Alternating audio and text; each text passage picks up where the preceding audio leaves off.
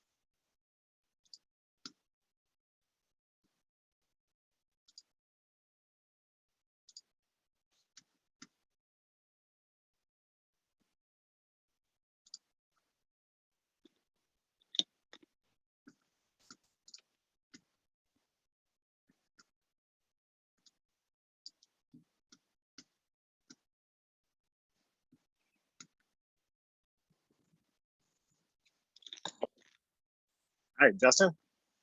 Hi. Oh, there you are. Okay. Got this working, it looks like. I'm sorry.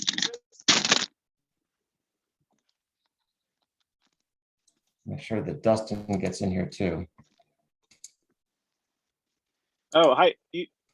Sorry, Eli. Are you part of this Denver Startup Week? Yes, I'm presenting in 2 minutes.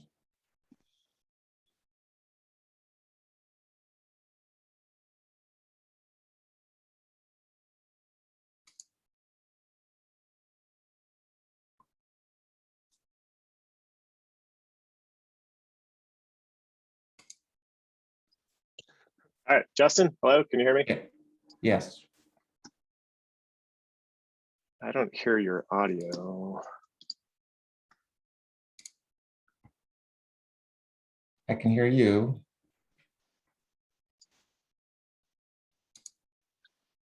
Can you hear me at all? Can Yes. you nod if you can hear me? I can't hear you at all. Let's see here.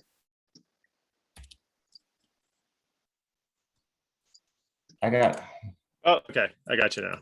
I got you. Better. Okay. There's a second link that Chantel Albee just sent me. Should I use that one? If you're in right now, let's use this. Okay. Something. And, what about my co-presenter, Dustin Nowowski? Let's see if he's in the. Can you send him the link that I sent you? Sorry for the scramble here.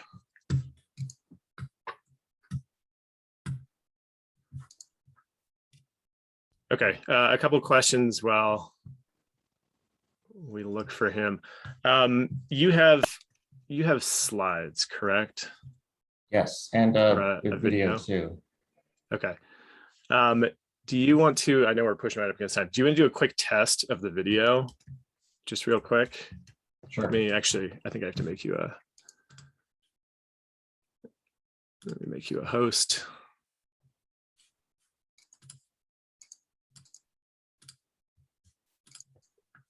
Okay, why don't you play your video with sound and let's make sure that comes through.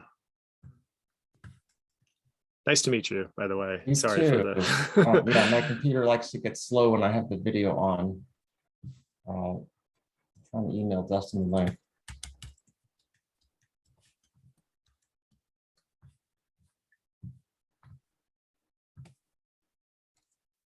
Okay.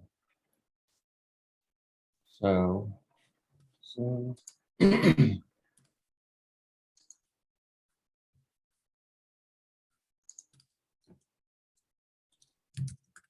oh, I see.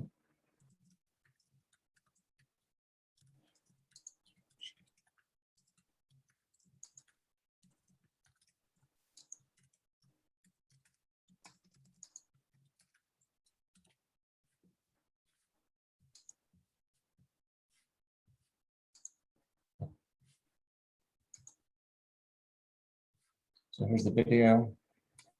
Okay. Does that work? Play it again. I'm not hearing any audio come through. So when you shared it, did you click the share audio and optimize video? Do you know what I'm talking about? I did not. So I just did share. try it. I think it's easier to like stop your share and start it over. Okay. So when you hit that share screen and you select which screen, like which block down in the bottom left, there should be 2 checkboxes: share audio. And share sound. Yeah, and the second one that says optimize for video something, you want to check that one also. That one is not checkable, apparently. Okay. It's an empty box. So let's try just okay. Business leader and entrepreneur. I'm Robin Dillard. My Okay, pronouns are cool. she, her, hers. Cool. Okay, so why don't you stop your share? So we'll kick this off here in a second. Let's see. So who is your co-presenter? Because I wonder if he's coming in as like an attendee. Dustin Nowalski.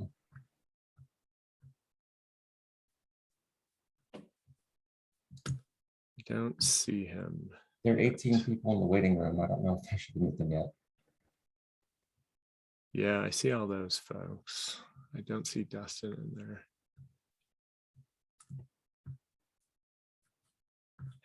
Did he confirm with you that he got that link from you?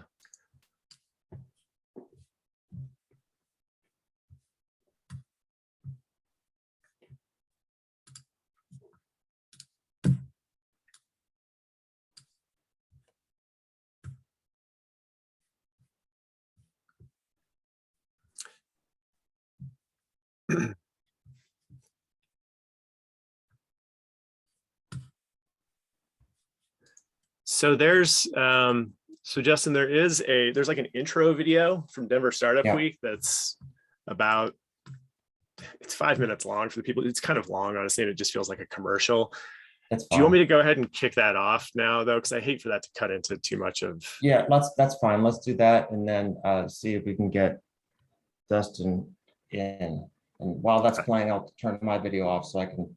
Yep, perfect. Yeah, it's kind of awkward when your video is playing when the commercial's going anyway. So, okay. All right, I'm going to stop my video. We will go ahead and admit all these folks.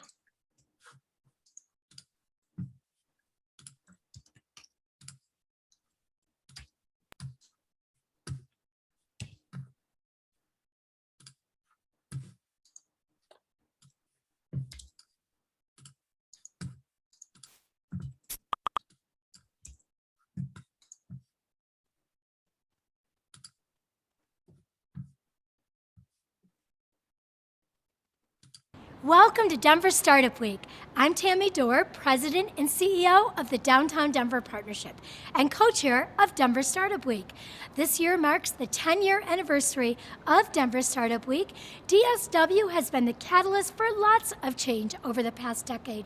And this week, we're coming together to celebrate the past and dream big for the future. We are able to bring Denver Startup Week to this community thanks to our 2021 sponsors. Thank you to our HQ and title sponsor, Amazon, and our title sponsors whose leadership makes this week come to life. Capital One Cafe, Downtown Denver Partnership, Fluid Truck, Hotel Engine, community, and thanks to our and our track sponsors who have made all of the great content you're hearing today possible. Our founder track sponsor, Kickstart. Growth track sponsor, Friday Health Plans. Developer track sponsor, Quizlet. Product track sponsor, Palantir. Our designer track sponsor, Battery 621 and the Public Works. People track sponsor, Exactly. And Spotlight event sponsor, Strat Labs. Our headline event sponsors are bringing the excitement to the week.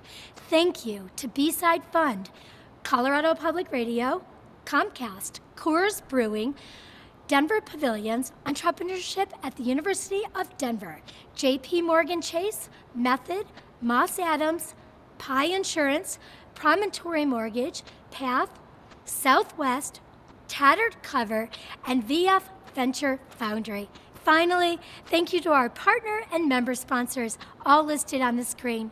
Please say thank you to these companies as you enjoy our hybrid Denver Startup Week. And don't forget, use the hashtag Den Startup Week to share your experiences and moments of inspiration on social media. Have a great week.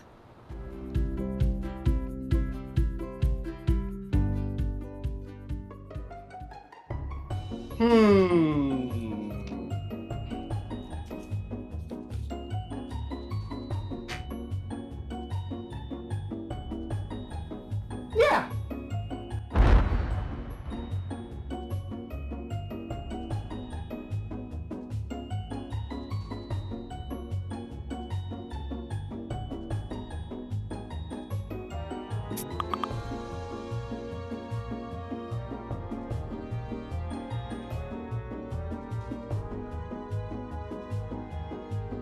Hey boss, Mountain West Q2 forecast 2.3 million.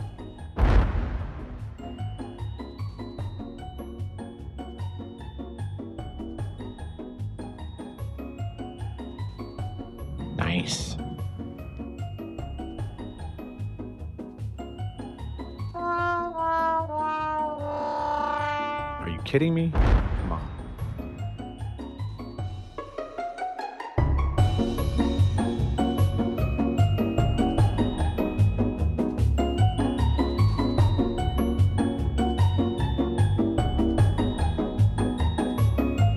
Ugh, another one.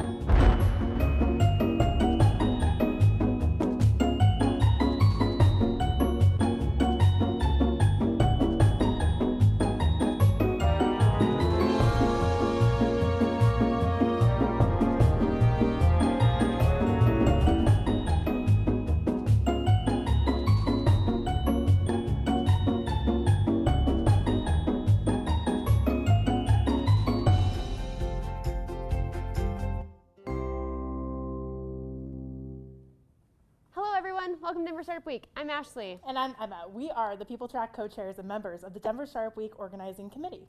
As a committee, we feel it's important we acknowledge Indigenous people as the original owners of the land on which we reside, which is the traditional territory of the Ute, Cheyenne, and Arapaho peoples. We acknowledge the painful history of genocide, ethnic cleansing, forced removal, stolen land, and forced occupation of their territory. And we honor those who have stewarded this land throughout generations and all other Indigenous tribes and nations who call Colorado home. With that being said, We thank you for joining us for the 10th anniversary of Denver Startup Week. At Denver Startup Week, we strive to make all of our sessions a space where attendees can connect, learn, and grow, regardless of age, gender identity, gender expression, race, ability, sexual orientation, or the combination of those identities. there's something for everyone at Denver Startup Week. Thanks to all of our community members who submitted their best content to make this week happen. Thank you to our sponsors for their support in helping us keep Denver Startup Week free and accessible for all, especially our People Track sponsor, Exactly. The People Track is about all things people. It encompasses the knowledge, insights, and values needed to build inclusive cultures, teams, and communities. On that note, please enjoy this session and the entire Denver Startup Week.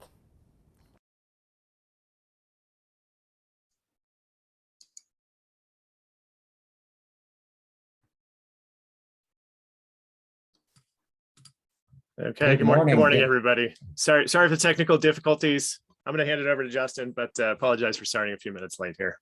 Thanks for joining us. Thank you, Brian, for figuring out all of this. Good morning, Denver Startup Week. My name is Justin Ayers. My pronouns are he, him, his. I'm a recovering healthcare trial lawyer turned social entrepreneur. And my company is Equality MD, of which I'm the founder and CEO. Justin? Hi, everyone. Welcome to our session today. My name is Dr. Dustin Olowski. I am a practicing psychiatrist by day, and then I always joke by day and night. I am founder and president of OutCare Health, which is a national nonprofit 501c3 that essentially does everything LGBTQ+ in terms of information, education, training, consultation, research, and resource allocation and mentorship. Thanks for joining us today. And our third presenter could not be here with us live, so we did a little recording with her. A brilliant woman named Robin Dillard. who is the founder of the Business Equality Network in New York City. And we have a little video to show you about a conversation revolving around diversity, equity, and inclusion with Robin. But Dustin, what do you think our folks here should be thinking about while we listen to that discussion? Yeah, that's a great question, Dustin. So you'll hear Robin talk about a lot of different topics, some which may be very new, some which may be refreshers, and some maybe topics that you just have heard in your everyday lives. We want you to consider all the words and content that Robin is describing today. If anything resonates with you, feels comfortable and uncomfortable, we would love for you to kind of type in, free associate your thoughts, put them in the chat. We want this to be a very safe, welcoming space and environment. So we appreciate all of your thoughts and comments about what Robin is saying so that we can have a very in-depth discussion about diversity, equity, and inclusion. If you do not feel comfortable necessarily posting some of your thoughts in the chat for everyone to read, you absolutely can send them to me. And I always joke on my Zooms that I will not out you. I will talk about things in the general sense. So please, please, please feel comfortable letting us know any thoughts you have as you hear Robin speak today.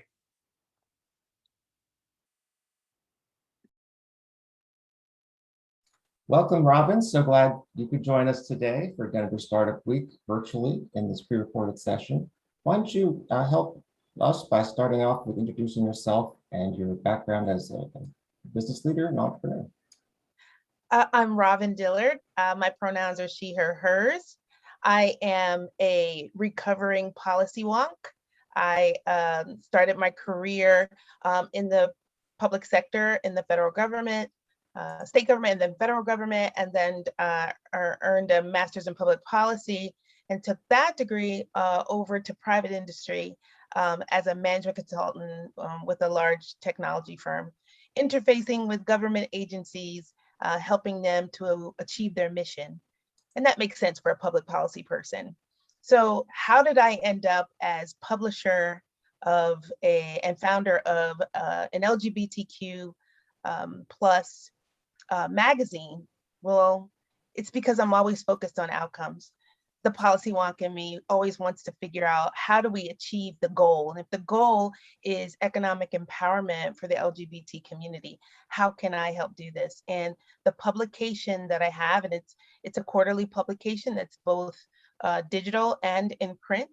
It's online and it's distributed at national events and a small subscription, mailing subscription, basically is about having a robust conversation about that very thing. What's happening in business for LGBTQ business owners, professionals, people that are in corporate or in business, and their leaders, or small business owners. The bottom line is there's a conversation to be had about how to make business inclusive on all those levels. And that's what the magazine focuses on. And the work you do with your publication is wonderful, first of all. Thank you. The mission that you have to go about helping people have a voice and being able to bring their authentic selves to the table is a way to frame the DEI conversation as an ongoing narrative rather than a box to be checked or something to be done and then move along to the next project. I defer to people that I find to be experts in the finer details, because it's both art and science, right? There's some technicality on how to deliver these programs, but I see our role as a magazine and as a publisher to actually uplift certain conversations and to really bring parties together so that they can engage one another, hear each other, and collaborate and get us all to a higher level. So we're here to talk about diversity, equity, and inclusion, and sort of demystify that acronym, DEI. What does DEI mean for you personally and as an entrepreneur? So personally, DEI is really, the idea that diversity is really focusing on the numbers. How many of which kind do we have? And when I think about that, you can actually just boost or increase the numbers of people, but really not get at the outcome. And in my mind, the equity and the belonging are more of the outcome side of this conversation. So just raising the numbers in kind doesn't quite get us there. So inclusion is about those parties that made the table, if you will, welcoming others to the table. But of course, that assumes that the folks that aren't being welcomed really want to be at that table. I identify as an ally to the LGBT community. And visibly, I'm a Black woman, African American, and I really see these equity issues being core to people being able to be fully authentic and experienced, and to bring their full selves to the work environment.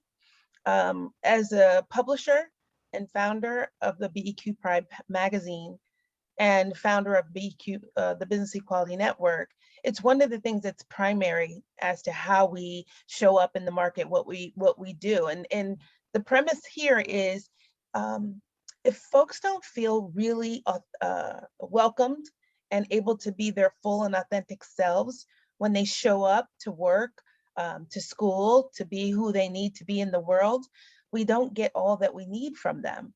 And they're unable to share all of who they are. Yeah, and I think the value proposition is sometimes murky in a lot of organizations.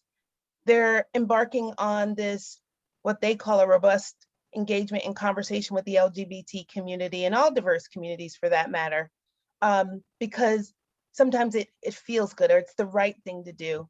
But there's definite economic benefit to being inclusive in how you operate. And I personally feel that it makes sense to absolutely, if you have a public purpose and a public stance as a big brand, that you're inclusive, that you're welcoming, that you have your, requisite pride float at the parade. I want you to follow all the way through, right? I want to see behind the curtain, behind the PR curtain, and understand who's really getting delivery of services, who's really being included, what innovations are really coming out of the huge benefit of diversity, equity, and inclusion. So diversity is about the numbers, and inclusion is about making those numbers count. But we don't just do that to feel good or because it's the right thing to do. It's because when people fully are welcomed and they feel like they belong, right, they can contribute and we all win. So ultimately what we're looking for is people to feel that they belong so they can really contribute to the bottom line. What you're doing, Robin, and what you do, Dustin, apply to entrepreneurs and their thinking, because if they can actively listen and have an open mind and be vulnerable, they can be better clinicians or better business leaders or better community activists. And so really these principles they're omnipresent and ubiquitous if you have the heart and mind to be able to utilize them as such. That's all it's about. I've often heard that diversity is like a statistic, you can count it. Inclusion is a feeling, it's very subjective. And it's not something that you can necessarily see on a piece of paper, but you can in terms of, as you say, the objectives and outcomes, the ways in which a company conducts itself through its policies and procedures, and maybe through its hiring practices or it's just workplace policies. And that's something more than just counting a number of people and checking the box. I love that you said that, because when you think about inclusion, let's just set this up. If I want you to feel included, I have no control over that because it's about how you feel. So inclusion is a behavior on my part to at least come to the line, to at least extend to you as best I know how, that you're welcome, that I see you, that I want you here, that who and what you are and what you talk about and where you come from is important to me. I have a daughter who's 15, and she recently did a speech for Student Diversity Committee. And she used a really interesting quote to start off her speech, but it really boiled down to curiosity. We got to be curious about other people. Because when you're curious about other people and you ask them questions, we smile because we'll say, oh yeah, she's 15 years old and she's, a soccer player, and, we get excited. And then for me, it allows me to open open myself up to receiving from you. So that's the inclusion part is on the party, the majority party to at least welcome, right? But I can't control how someone else feels, right? I can just open it up. And so I think this is a really interesting conversation around what DEI is, but the feeling of feeling included, right? If feeling as if you belong is on, would be on the other person's plate. They have to get there. So I think that's a really interesting thing to kind of tease out when we talk about that as entrepreneurs and in the workplace. There's some responsibility for me as a Black woman to show up wanting and expecting to belong, right? It's sort of on my side. Dustin, you're shaking your head, but I think there's some meat there to tease out, and you can help us. Yeah. I think some of the things that you're alluding to too is that, there is a difference between all these words, and they are interconnected on many, many different levels. And a lot of times we don't understand even the definition, let alone how do they impact one another. And I completely agree with everything you're saying. Diversity, what it comes down to is social classifications and how someone identifies. And that inclusion part is a feeling. Often people kind of get very confused on the equity part, right? So like whenever we're talking about resources, services, and availability of those resources and services, there are a couple of words, equality and equity, and they sound very similar, but they're quite different. So equality essentially means that everyone is provided and can access the same services and resources. But we know because of all of this diversity and social classifications that actually people need very different services and resources based on how they identify and who they are as people. And that's what the difference is in equity. So while we want to be inclusive, we want to make sure that that inclusivity is personalized for each individual person. And that's where equity comes in. I think it's really important for people to take stock of their values. And I think that goes back to our conversation about equity and equality. Equity has to be a value. You have to want equity, right? We want everybody to be able to see the baseball game, like that cartoon we've seen online and in social. There's that picture of people standing on the same size box, and they're all different heights. So you can't see over the fence into the game. But really what we want is everybody to get what they need so that everybody can share and partake in what's happening. And if that's your core value, then lead with that. I think when you're authentically trying to be inclusive and you want to make sure you don't have blind spots when it comes to approaching other communities or increasing, your pool of talent, that you really take to heart that you have to bring in the voices and the understanding of that particular community, whether you get it by hiring out or partnering with people, but bring that expertise in. For those entrepreneurs who might be solopreneurs or have a small business and might not have the resources to be able to hire out an expert, Robin, what do you think they can do to help lead with DEI principles as foundational, sacred tenets of their business operation? I just thought of a shameless plug. They should read BEQ Pride magazine and really learn about the other people. I mean, I've heard it so many times, joining your local LGBTQ chamber of commerce, joining the out professionals, joining in, create community, put yourself in community. If there's no group, start one. And really, it's important to embrace others, get involved, see what's happening, right? Go out there, be curious, engage, try to make a difference. I think that's one of the number one things you have to do. And people talk about these memberships in organizations. It's like a gym membership, right? You have to go, and then you have to actually work on something. So it's like putting aside some time. If you're a solopreneur, you make community, you make a network, you create your family. In order to source great businesses and talent, it's going to have to come from a wider variety of people, or you're not going to be competitive. So, I mean, when it boils down to dollars and cents, it really is there. It's not about feeling good or the right thing. It's about you're not going to be in business. Mm-hmm. Not going to be able to compete. Mm-hmm. That's so powerful. And the intersectionality you just described is often what I call, in terms of DEI, the tip of that spear, it's it can be argued that it is the LGBTQ plus community because it represents so many intersectionalities of so many different groups and identities.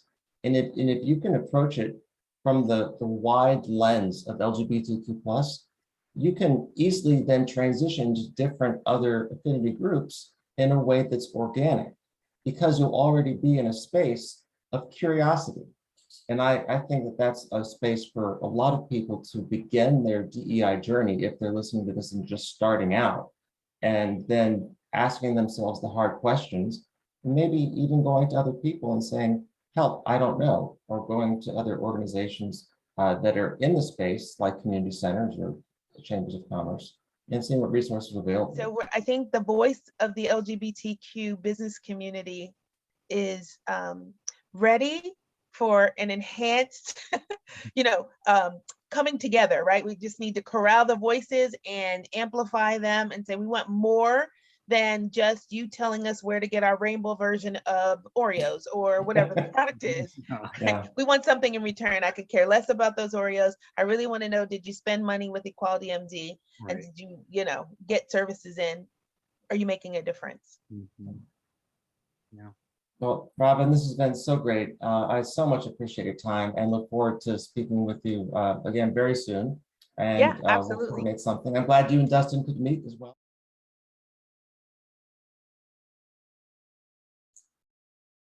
Every time I hear Robin speak in general, but specifically about DE&I issues, I just get chills. What she says is so powerful, and the way in which she conveys it is truly authentic. She's got a true passion for the subject.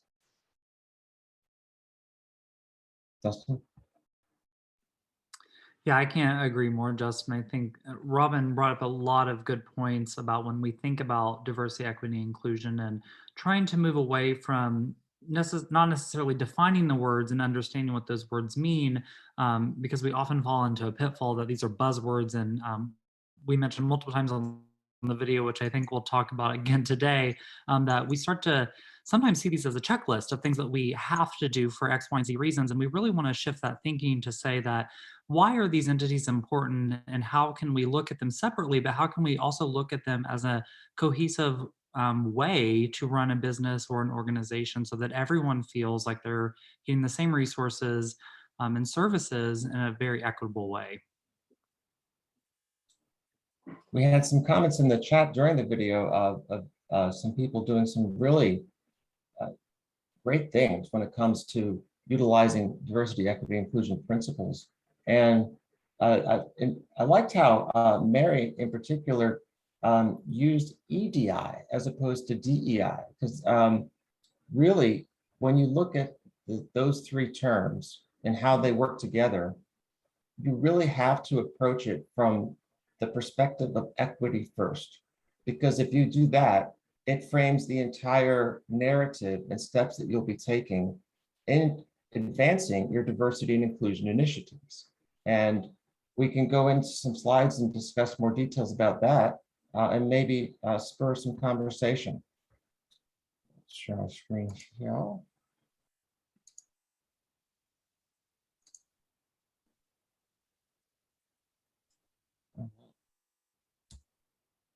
So we know what DEI stand for, but it's really at the cornerstone of your company's entire culture. And Robin had alluded to that, is about your values. And what is your brand? Your culture is your brand. And I love the sign because then it goes right into a quote from Jeff Bezos, what is your brand? It's what people say about you when you're not in the room. And that's really what defines who you are as a company, whether you're a large corporation or a solopreneur. And so what you want to do is make sure that what people say about your brand actually reflects what your company culture is. And if you do that, company culture building using DEI principles as foundational elements, you won't go wrong.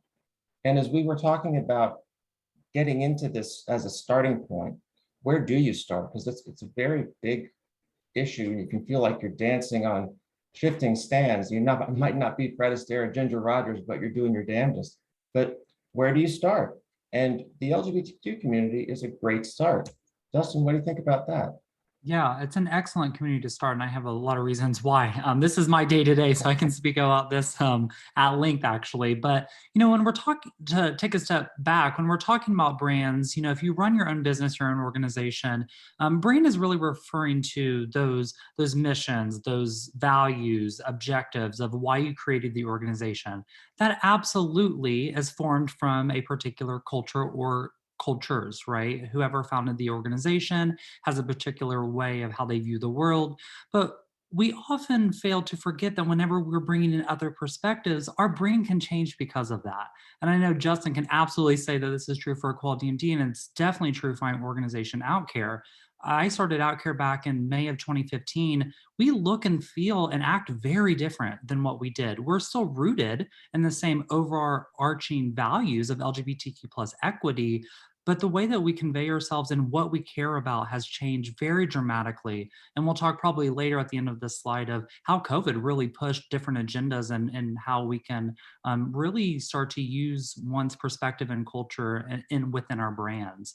But when we're talking about brands, culture, and DEI, the LGBTQ plus community is absolutely a great community to start with because we were hitting on all of these entities and topics. I'm a stickler about acronyms because I often hear people use this acronym incorrectly. They'll jumble up the words, they'll truncate it. It's not that it's wrong, it's just lack of awareness or education. So I always start with the acronym because that is absolutely equity when we're talking about it. But when we're talking about the LGBTQ plus community, it's essentially that. It used to be convention that we would say LGBT, that's only for identities. And we know that there are hundreds, if not thousands, of different identities within the community. We also know that the community is rapidly growing.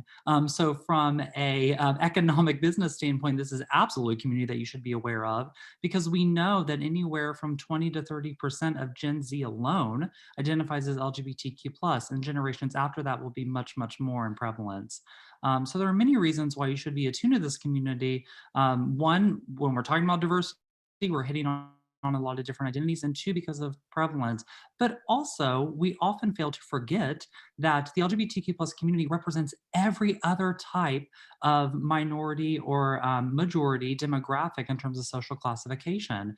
So while you can look at this community as a very subset of people, actually you're looking at the entire population. And so I hope that as we kind of discuss diversity, equity, inclusion, and the interrelatedness to all of these topics, that you can really see how this can be applied to the LGBTQ plus community, because that's what Justin and I do every day. It very much is. And it's worth commenting that this demographic is the most loyal and lucrative demographic in America, representing $1.3 trillion purchasing power. And when you look at the numbers of people, particularly younger individuals, entering the workforce, they are not just shopping with their values, they're going to work at places where their corporate values, their corporate culture aligns with their personal values. And so it's really talking about the bottom line is where DE&I comes into part of the conversation, and absolutely has to, as Robin said. So what's the process to start this entire journey? Because it is a journey and it's a never-ending story, if you will. The first is not to dive into it head on. And there's a line I drew in the slide between the first and the second three steps, and that's intentional. Because you need to stop, pause, and actually make a plan and discover what opportunities exist. You might see your competitors or your friends in WeWork or wherever you're working doing certain things, whether that you're Visco and you have rainbow Oreos or Legos and you have rainbow Lego sets. That's just fine. It's not really, but you need to really look internally and be able to set your own path, not an agenda, and not duplicate what others are doing, but see how these core principles affect your culture in the unique way that only your culture can be affected by these concepts, in terms of individuals, teams, the marketplace that you're in, and your own internal business strategy. And doing this discovery phase and working with your internal team and perhaps external experts, you'll be able to identify certain areas where you can make progress and where there are opportunities for success for maybe those that are underrepresented within your organization. But you don't want to boil the ocean, so be sure to identify only 2 to 3 key actions to drive the results. And once you do, as I touched on just briefly earlier, elevate equity. Maybe we should be saying EDI instead of DEI. That way it shows that you acknowledge the societal inequities. Just because everybody has a fair opportunity, it doesn't mean they have the same playing field right in front of them. It's that cartoon with the fence and the people looking over it. Not everybody is starting from the same place, and we can't make those assumptions. So it's very easy for well-intentioned leaders of companies, particularly startup organizations trying to build something, to think that they're inclusive and diverse and value all different people from all walks of life. But you can unintentionally have an uneven playing field, and you need to intentionally, with strategic purpose, have plans to counter inequity so that you can then address the important topics of diversity and inclusion. Yeah, absolutely, Justin. And for our next columns that we're going to be discussing in terms of diversity and inclusion, I always think of these things in the same line of thinking. It's very hard to actually separate the two, and they should never really be separated. And I'll give you a lot of reasons why. I would love to hear, I have seen a couple chats coming through about how we can measure diversity, and I'll definitely talk about that. But I would love to hear how all of you within your organizations and companies, how are you activating that diversity and what are you using with that information? So to take a step back, when we're talking about diversity, on many levels, it is factual, right? We're talking about how one identifies in terms of their social classifications. This is very varied, so it could be one's age, sexual orientation, gender identity, race, ethnicity, economic status, you name it. But this is very problematic, and a lot of companies see diversity in a very concrete way like this. So unfortunately, diversity then becomes a checklist. And unfortunately, we'll use that checklist and labels to equate us particular ways of being. So, Robin mentioned this, we joke about, the rainbow Oreos, but for the LGBTQ plus community, it's becoming a big deal of rainbow washing. If you looked at companies back in June, many companies changed their logos and put rainbows, but then July 1st came and they took it away very quickly. It was very reactive. And so we see companies every day that tout themselves as, quote, diverse, when they're hitting all those major social classifications at least once, right? They're trying to find the individual that meets these particular labels, but yet diversity is much more complex than that. It's actually a summation of one's identities, which may or may not be apparent, and they may or may not be endorsed. So often we think that because someone checked a list, that's all the identities they have, and that's not always true. And so I always challenge people to think of diversity in terms of one's personal experience through communication. What are the values? How are they communicating that identity? Because some identities may be much more important in terms of values, missions, and objectives in life, and some of them may not be important at all.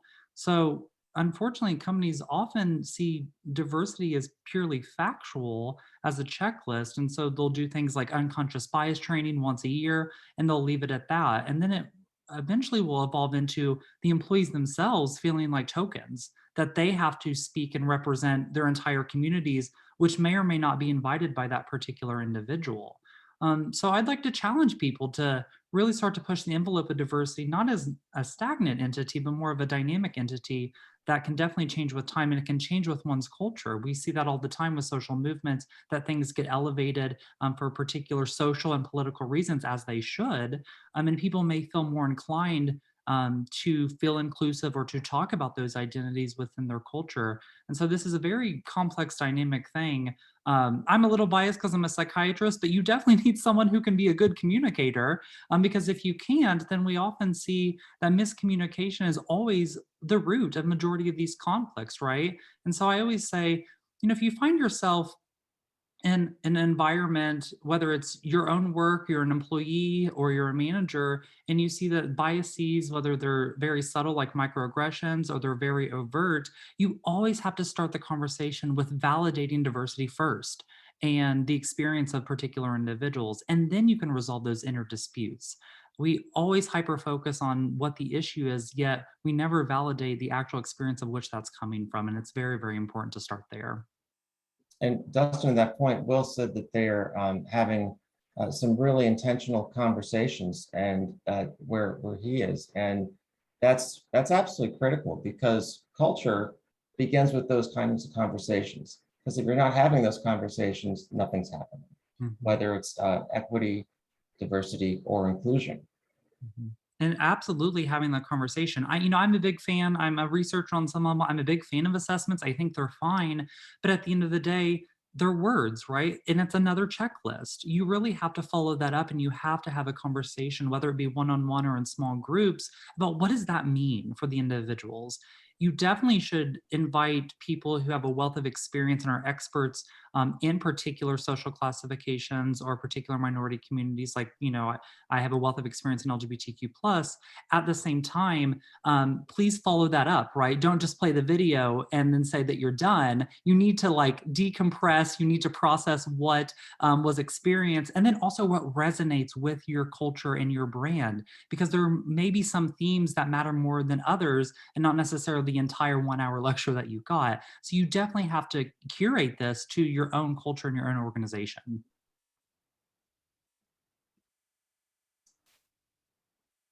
And lead inclusively, Justin, do you mind? What's that? Oh, no, we can go to the next slide, Justin. Okay. We'll touch on a couple of these other Yeah, we will. topics. Yeah. So there are actionable steps that you can create a DEI culture. And some of the 5 steps we'll be going over here are listed there. But let's dive into it. And I'm really glad to see that some folks in the chat have basically said what they are doing is exactly what we're going to be talking about, which is very exciting. So I mentioned how important the conversation was. Dustin mentioned it, Robin mentioned it, some folks in the chat did. It is the starting point for everybody. But you have to change the conversation and have a better conversation. You need to facilitate DEI conversations and force them, possibly, if your culture is at a place where you need to make damage control as opposed to starting from scratch, so that you can break down communication silos that exist, which are very easy to find and easy to fall into because it's comfortable. Say you're building a product and you're a developer, not a designer. You get in your development silo and don't even listen to what's going on over in the design silo, let alone what's happening in marketing. And you need to be able to have certainly areas of expertise in which you work, otherwise you wouldn't be able to get anything done. But if you don't know where everybody else is, particularly when it comes to creating a culture based around equity, diversity, and inclusion, it's very hard to advance anywhere. And as a senior leader, as an entrepreneur, maybe as a solopreneur looking for others, you need to be able to teach leaders how to listen effectively and actively, but also how to hold coaching conversations. And that's something that I like that Will in the chat had said, is that they develop inventory assessment, which includes a one-on-one conversation with experts and training plan. And that allows for that type of coaching, so that being a coach requires active listening, and having that coaching culture is critical to this conversation. And when you do, you start seeing some real results. And that leads kind of directly into the network connections across boundaries. It's breaking those silos, because when you're in those silos, you find that, or you don't find, which is often the case, that you live in a world or a department of unintentional biases, and that you are operating in a space that does not include others who can bring valuable expertise and insight, or even connections into the space in which you operate on a day-to-day basis, that you will never know until you have the conversations that break down those walls and silos and barriers, and make people feel not only that they can be their authentic selves and bring their talents to the table, but they have a voice and that they'll be heard.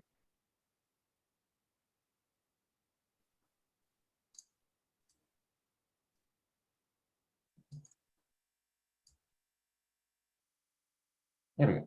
Yeah. And when we're talking about, how can we use communication techniques, skills, and elevate diversity, but also appreciate it, there are a lot of different things that we can employ. So, I've seen a lot of industries do this in a number of ways. You definitely can get your own training, and I would highly recommend that you do if you're not a great communicator. But it starts with reflecting on your own values and knowing what your own values are. I often find that people cannot give you a list of their own values, right? And so doing self-reflection is absolutely step one. But then the next steps are kind of like listening to other people's values and really, really listening to what they're saying. I mean, that's active listening 101. But then also reflect that back on yourself, and then try to understand how you're communicating. I got in the habit of, right now I'm listening to every single word that I say.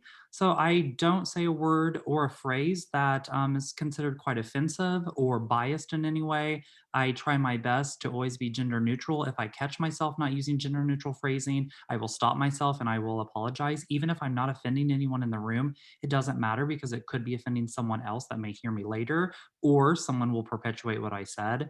And so really we're talking about active listening, but we're also talking about how can we create a safe, welcoming space that celebrates that diversity. And this really comes down to amplifying everyone's unique skills and talents. And so, you can separate this out by departments, you can separate this out by roles, but the really big thing that I want everyone to take away is that while we have our own separate roles as a company and an organization, really you have your own separate culture, right? But then you also have a culture of your industry. And often we see that when the tension occurs, it's because there are separate individual identities that are kind of going head to head.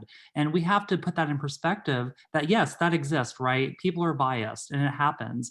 And it doesn't matter how much training you do, biases pop up all the time. But the most important thing is to know when to recognize biases and what you do about it. And so while it's okay for people to have diverse perspectives and not necessarily 100% always agree, you do have to agree on some level of what your culture is and what it stands for and how can you rectify that. And so I'm a huge advocate of, yes, we should be focusing on the positives, and that's very beneficial. But don't forget to employ those same techniques when you encounter bias and disrespect in the workplace. And so that's kind of going back to when I said when miscommunication occurs, you should always start with taking a deep breath, taking a really long pause, and say, I hear you. I can see why you're frustrated. And I understand that X, Y, and Z are important to you. And you want to validate that experience and then say, where can we move on from here? Because unless you validate someone and really validate why they're angry, you're not going to get anywhere. And I often see that companies, they'll rectify something, but they won't say why. Why do they have to do something important? And so going back to that rainbow washing, why are the Oreos rainbow? If they had actually told me why they did it, I'd probably be more inclined to do it and eat them, right, and buy them. But there's no story there, and we really need to hear the story. We need to elevate the experience. And Dustin just mentioned taking a pause, and I think that's critical because it goes back to what we were talking about earlier, is assessing your own personal values and what your company culture likes to be. And what I like about taking a pause is it applies to so many things. As a trial lawyer, silence and taking a breath was one of the most effective courtroom strategies I employed. And taking that experience of the courtroom into the entrepreneurial world has been extremely useful. The other two strategies I like to deploy in real life, if you will, as opposed to the courtroom, were by deferring to the other side when you don't know something. And that applies to DEI a lot, because to think that you know everything is an absolute farce. And no matter how well versed you are on these principles, they're changing and the narrative is continuously evolving. And it's okay to defer to experts. In fact, it's encouraged, because even they will make mistakes, and that's okay as long as they do so and recover from them with intentionality and purity of heart. And the final courtroom strategy I use that I think really applies, and I just say this because it's fun, but it's so applicable, is that when you don't know something, admit that you don't know it. And that is true empowerment. By being vulnerable, you're being powerful. And here just on the screen, we have some different positions and different types of organizations and how they can utilize a coaching culture to really get into DEI principles and activate them within their company.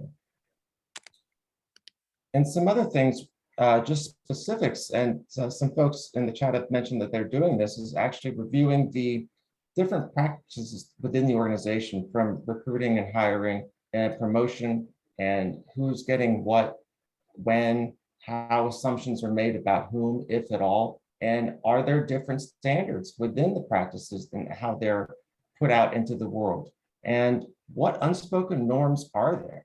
Because things might be going great, but you might be in a rut of normality that isn't right from a DEI perspective, because not everybody is being included, or if they are, it's in that box checking, rainbow washing perspective, and they're not actually being able to bring their authentic selves to the table, as Robin talked about. And in so doing, they're missing out as a company on all the talent that they have, which is only going to hurt your bottom line and not allow you to go out and recruit the best and brightest talent, which is looking for companies who have corporate cultures that reflect their personal values. And Dustin, you have a lot to say about social identity. Oh yeah, this is my thing. But I don't want to dwell too much on this because we have talked about some of these aspects. But when we're talking about identity and going back to on some level, checking boxes and letting employers know how you identify. I always remind people that because this is dynamic, identities change all the time. And values that are associated with those identities also change, and they can change very, very rapidly within a couple of months or years. And sometimes we make assumptions based on how someone identifies, what their values and objectives are, and that's not always the case. And so while I think that these are good anchors and indicators of how someone may be, it's not always a one-to-one. And so while you may have some idea of how someone lives their life and what their overall well-being is, depending on their labels and identities, keep in mind that going back to that the biggest point we're making here is that you really do need to elevate individual experiences and stories. And so, if you know this because you're an employer or you're just a coworker and a friend and you really do value these entities, I would say try to get a full descriptor of what that means to an individual. As a psychiatrist, I quit asking people why they're there to see me, because I'm like, I know why you're seeing me, but I always say, like, who are you as a person? And I highly recommend that for any industry.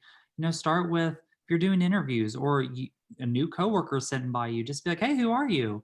Not like, where'd you go to school, how much you make, who's your family? Just say, who are you? Because really you're going to get a full and rich story versus hearing all this compartmentalization and labels. We really have to get away from that. And unfortunately, we see that stigma and biases and assumptions, they directly correlate to these labels of what we think they mean. And I'm here to tell you, even within the LGBTQ plus community, I have patients, I have friends that use the same labels, but they use them very, very, very differently. And they're often shaped by individual experiences. And so really we need to take this a step further and say that, diversity is one thing, labels are another, but then the experience is actually at the core of all of this. And that's why the last line highlighted in orange is really the focus of this, is utilizing a social identity as the lens through which you view DE&I initiatives and actually incorporate them into your corporate culture. Because it is critical that you understand where someone has been, how they identify with multiple identities, and those identities are continuing to grow and evolve as the language changes over time. Have an understanding as to what that means and how you can incorporate that person's skill sets, identities, and unique life experiences into how they can work with you in your company. And speaking of companies, there are multiple studies that show companies with deep-rooted DEI-focused cultures perform better, manage risk better, and they embrace new opportunities more and can grow faster. It's the money talks, people listen to that, but it's because they're doing the right thing. And as social entrepreneurs, you can do really well by doing good. And how do you do good? You start with a diverse, inclusive, and equitable corporate culture. Yeah, and to parallel that, Justin, we really see that the reason why all of this is important, not just to feel good, but it's also good from an economic standpoint. It's good for a growth standpoint because when we see things like pandemics, like COVID-19, that really put a stress on the system, and at the same time, we were going through a lot of much needed social movements.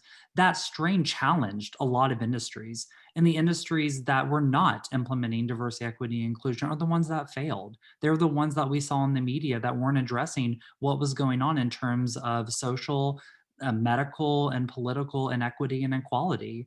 And those companies were challenged the most, and a lot of them failed because they were not addressing it prior to the pandemic. And we know that, if you have a foundation in EDI prior to feeling challenged, you're more likely to retain your workforce. You're more likely for your employees and your culture itself to know that they were valued prior to that stress. Stress happens, right? We all go through stress daily often. But if we have a good foundation of feeling equitable, included, we're more likely to stay. We're more likely to trust our employers and our culture and to come out on the other side better after that stress. If we don't have that foundation, structure will crumble, and we are continuing to see that even today. And although diverse, equitable, inclusive companies are the new normal, a lot of times companies have already had D&I initiatives, just diversity inclusion, or offices of multicultural affairs. And what I've seen in the corporate world all too often is those have just been rebranded as DEI or EDI, but they haven't done the hard work of asking, what does that actually mean from a company cultural perspective that reflects the society in which I live and the communities in which we serve, and the people that represent the culture that we are creating and espousing to the world. So you can't just wash over this with a nice, expensive public relations campaign. Because if you do that, it's not going to work. It's not just going to fall on deaf ears. It's going to detract from your company culture. And what people say about you when you're not in the room isn't what you're going to want to hear, because you've created the wrong culture by not doing the hard work. And so this really, to wrap it up, is that this is not something that you can just have a quick fix for. There's no silver bullet solution. It takes good hard work. As Robin said, it's like a gym membership. You can sign up, but you have to go and do the work to see real results. So I like this quote by Robert Louis Stevenson, is that you don't judge each day by the harvest you reap, but by the seeds you plant. And I guarantee you that if you plant the seeds of DEI-driven corporate culture, you're going to reap a very bountiful harvest, and you're going to have a lot more fun doing it too. Thank you so very much for your time. This has been a lot of fun. We learned probably more from Robin than anybody else. Dustin and I were just chatty Cathy's, but we have a lot of fun talking about this because it's what we do every day from a business perspective, from a healthcare perspective. And this is just a really good way to begin a conversation here at Denver Startup Week about DEI and how to incorporate them into your businesses as you start from scratch, which is really exciting, or you're established and looking to be more equitable as you grow. Thank you once again, and I hope you enjoy the rest of Denver Startup Week. This has been great.